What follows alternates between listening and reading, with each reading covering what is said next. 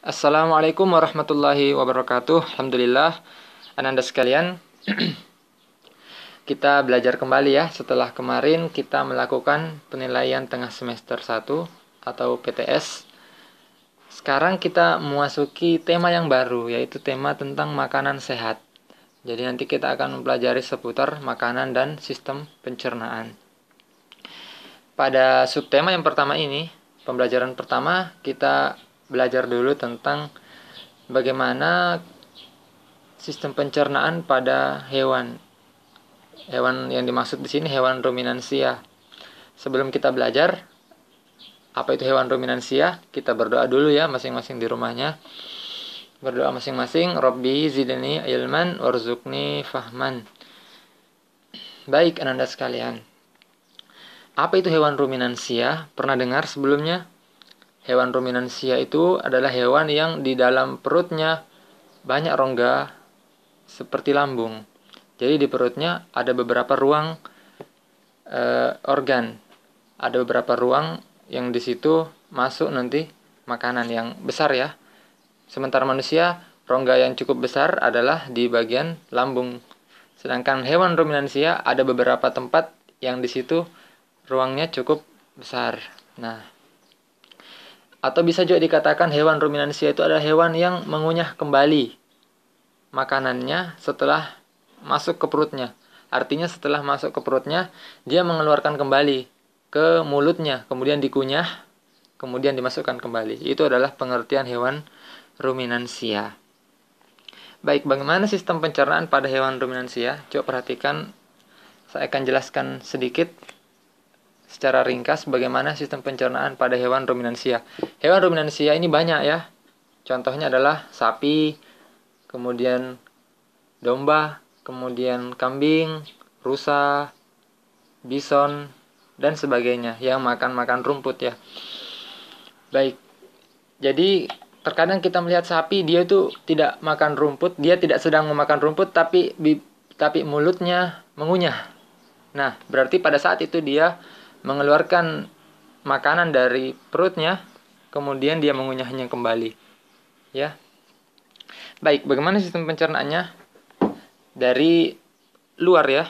Pertama, makanan masuk ke yang namanya rumen. Rumen ini ruang perut di dalam yang paling besar.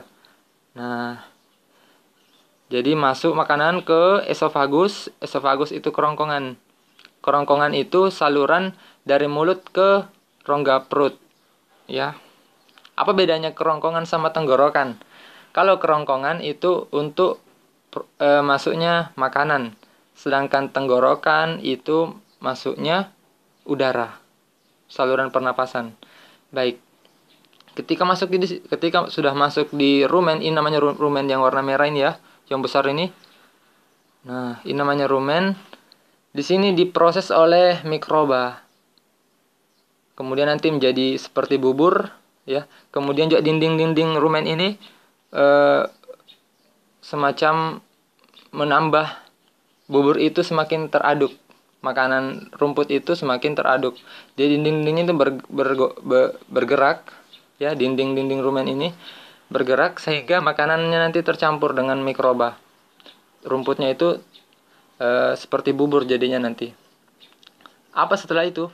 Kemudian setelah itu dikeluarkan kembali ke mulutnya si sapi ini, kemudian dikunyah lagi. Dikunyah. Setelah dikunyah, masuk ke namanya retikulum. Ini retikulum.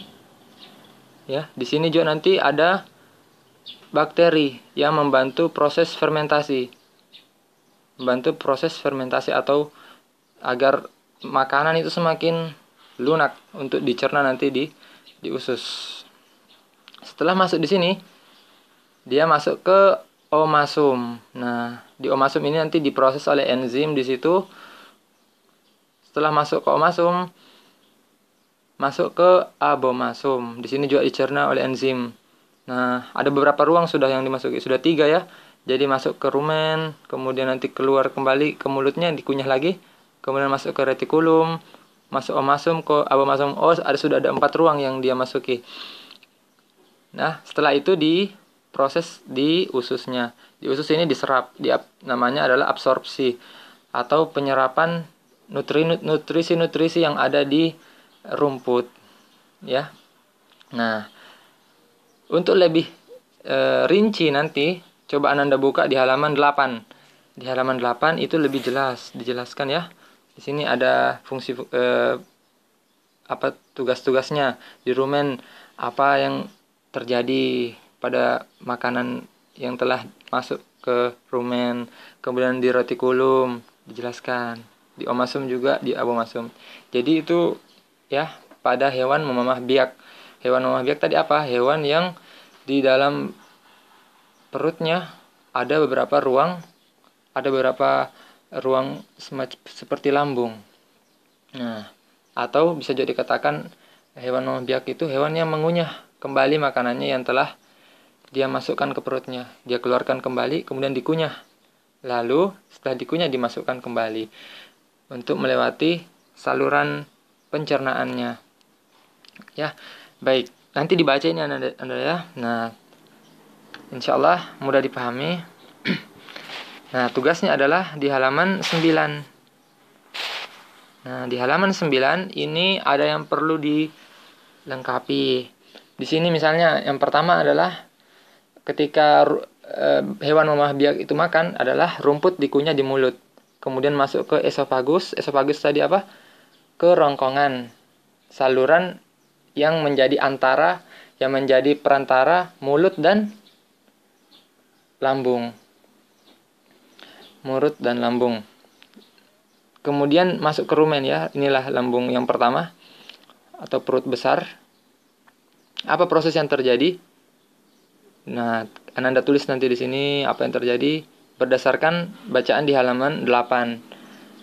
Kemudian setelah masuk di rumen, makanan dibawa kembali ke mulutnya. Jadi dikembalikan ke mulutnya. Nah, di sini kan arah panahnya mulut kembali. Setelah di mulut apalagi proses yang terjadi? Nah, ini saya kira mudah ya. Kira-kira kalau di mulut apa proses yang terjadi? Nah, mudah ini. Kemudian masuk lagi ke retikulum, ditelan lagi, masuknya ke retikulum. Apa yang terjadi? Nanti buka di halaman 8 ada jawabannya di situ. Setelah retikulum apa? Titik. Nah, kemudian abomasum apa yang terjadi? Titik. Nah, itu adalah sistem pencernaan pada hewan ruminansia. Contohnya adalah sapi. Saya kira mudah ya Ananda, silahkan dikerjakan, dikumpulkan paling lambat hari Jumat ya. Ya, seperti biasa kita kumpulkan hari Jumat. Sekian, mudah-mudahan bisa dipahami dengan baik dan mudah. Sekian, assalamualaikum warahmatullahi wabarakatuh.